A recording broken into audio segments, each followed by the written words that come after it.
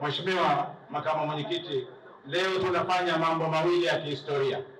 Moja, tumekuja kuwashukuru viongozi hawa waliokuwepo mbele yao, lakini jambo la pili la kihistoria, kufungua ukumbi mkubwa huu uliojengwa na ndugu yetu Hijazi kwa wilaya ya Mkoani.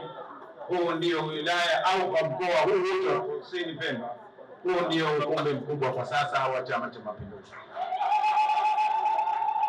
na tangu kuanzisha kwake chama hiki ndio ukumbi wa kwanza huku kwetu mkoani ambao utamilikiwa na chama chetu. Tunampongeza sana ndugu yetu Hijazi. Mheshimiwa, wakati nilipokuwa nikifungua ukumbi huu nilipendekeza kuitwa jina la mwenyewe ambao ameufanya ukumbi huu ili na wengine wapate moyo na ari ya kuvijenga Chama cha Mapinduzi. Lakini kujenga Chama cha Mapinduzi ndiyo kufanana na chama chenyewe kwa wakati huu. Chama hiki ni kikubwa na majengo yao yanataka yawe safi kabisa. Mheshimiwa Makamu Mwenyekiti, ushindi mkubwa ulioupata mwaka 2025 ni ushindi, si ushindi wa bahati mbaya, ni matokeo ya imani kubwa ya wananchi wa Chama cha Mapinduzi kutokana na utekelezaji wa ilani yetu na vitendo, ukaribu wa viongozi wetu kwa wananchi, pamoja na kazi kubwa iliyofanywa na serikali chini ya uongozi wako.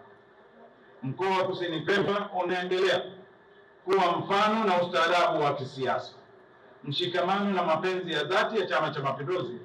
Leo hii tunaona kasi kubwa ya utekelezaji wa miradi ya maendeleo katika sekta za afya, elimu, maji, uvuvi, kilimo cha karafuu, miundombinu ya barabara, pamoja na uwekezaji wa vijana na wanawake kiuchumi. Mheshimiwa Makamu Mwenyekiti, sisi ni daraja imara baina ya serikali na wananchi.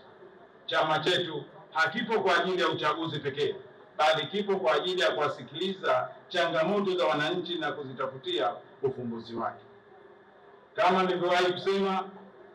alivyowahi kusema mwanasiasa mashuhuri wa Afrika Kusini na rais wa Kusini, Mheshimiwa Nelson Mandela, na naomba ninukuu: kiongozi mzuri ni yule anayeweka wananchi mbele katika kila maamuzi yake.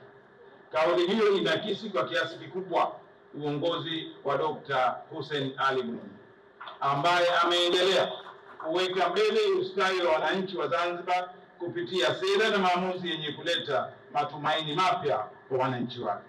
Leo hii Mheshimiwa, ukimsikiliza mwenyewe atakuja kusema jinsi gani anavyoweka karibu wananchi na chama chao, jinsi gani anavyoweka wananchi na serikali yao, lakini kutekeleza sera halisi ya Chama cha Mapinduzi na dira yetu ya Zanzibar.